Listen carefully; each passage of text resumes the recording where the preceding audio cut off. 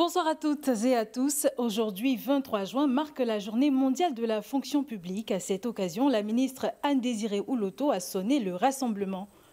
Eux sont déjà en ordre de bataille, mais pour la présidentielle d'octobre prochain, faisons ensemble dans ce journal la revue des troupes de Pro-Côte d'Ivoire et du PPACI.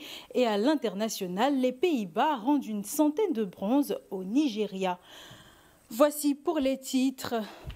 À l'occasion de la journée mondiale de la fonction publique, dans un message solennel, la ministre d'État Anne-Désirée Ouloto, au nom du président de la République, a salué l'engagement quotidien des fonctionnaires et agents publics.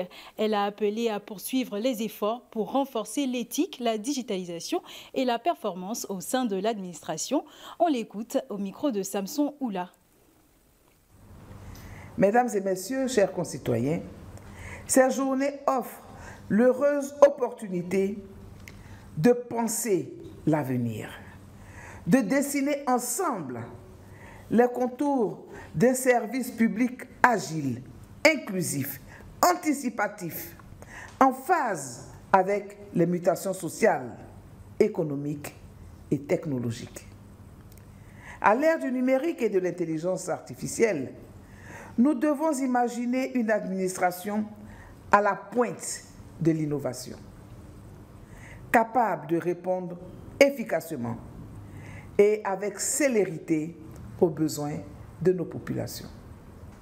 Chers fonctionnaires et agents de l'État, je vous exhorte à demeurer engagés, à cultiver l'excellence, à faire de l'exemplarité une valeur cardinale dans l'exercice quotidien de vos fonctions.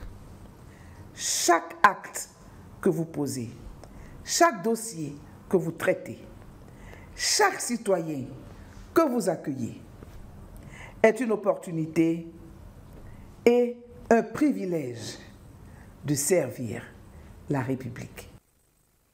Ce message marque l'ouverture des journées de la fonction publique 2025, prévues du 25 au 28 juin à Abidjan et dans 15 régions du pays. Parlons présidentiel à présent. Candidat déclaré au scrutin d'octobre 2025, Kevin Fieni Kofi, président de Pro-Côte d'Ivoire, s'est adressé samedi à ses militants depuis son siège à Cocody. Occasion pour le parti de former ses équipes en prélude à l'échéance à venir. Le compte-rendu d'Eugène Saï avec la voix de Kamer Yao. Un grand moment de retrouvailles entre militants et sympathisants accentué autour d'un séminaire de formation des délégués du parti sur la collecte des parrainages. Une circonstance saisie d'ailleurs par Kevin Fieni pour faire connaître son ambitieux et audacieux projet de société à ses militants et à l'ensemble des Ivoiriens. Là où vous allez parler de Pro-Côte d'Ivoire, nous là, on veut faire de la Côte d'Ivoire une république fédérale pour faire en sorte que il n'y ait plus coup d'État, qu'il n'y ait plus de rébellion, pour faire en sorte qu'il n'y ait plus de pouvoir dans les seules mains d'un homme ou d'un groupe de personnes. Pour faire en sorte que nos régions là, prennent leur développement, leur prospérité en main. Donc, le travail que vous allez faire, que vous avez déjà commencé là, ne mettez pas en esprit ou alors n'ayez pas comme objectif de vaincre.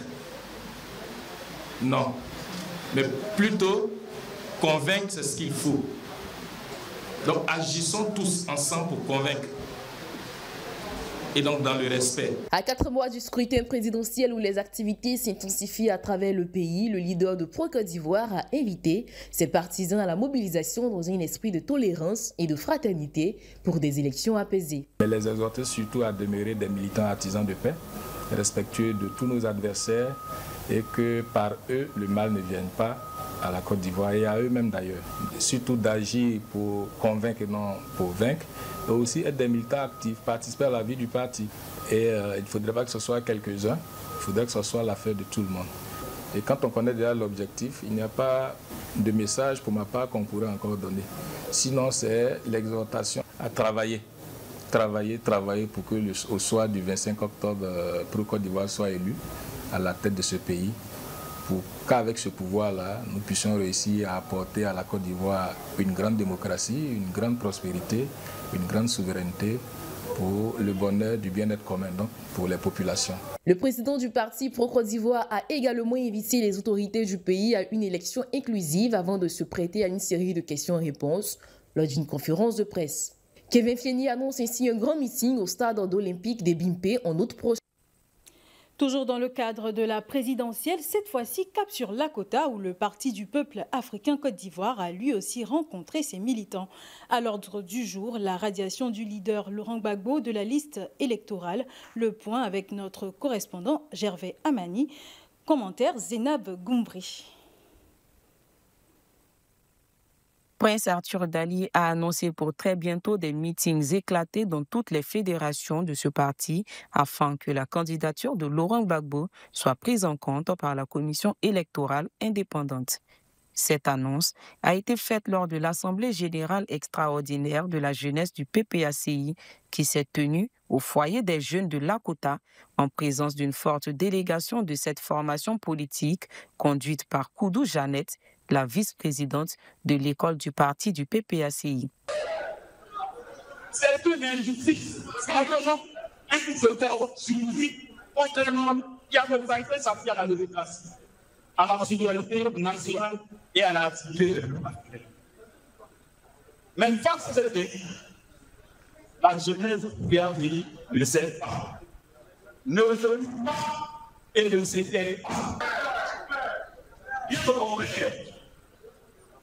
Elle s'organise, elle se forme et elle s'élève. Placée sous le thème « La jeunesse face aux défis du contexte politique actuel », cette rencontre a été couplée d'une formation sur le parrainage électoral et de l'idéologie du parti donnée par Jeannette Koudou. Les jeunes du PPACI ont conduit 2 importantes motions au cours de cette AG dans lesquelles ils demandent l'organisation d'une nouvelle révision de la liste électorale et la tenue d'une élection présidentielle inclusive. Prince Arthur Daly, le président par intérim de la Ligue des jeunes du PPACI, a toutefois noté que la jeunesse de son parti portera la candidature de Laurent Gbagbo jusqu'au Conseil constitutionnel. Parlant toujours du PPACI, sa récente alliance avec le PDCI suscite des réactions, notamment celle de la CAP Côte d'Ivoire. Le jeudi 19 juin 2025, le PDCI, membre de la coalition, et le PPACI de Laurent Gbagbo ont annoncé la création d'un front commun. Dans un communiqué signé de sa porte-parole Simone Gbagbo, la coalition dit prendre acte de cet accord tout en précisant qu'on peut parler d'une même voix sans forcément parler d'une seule voix.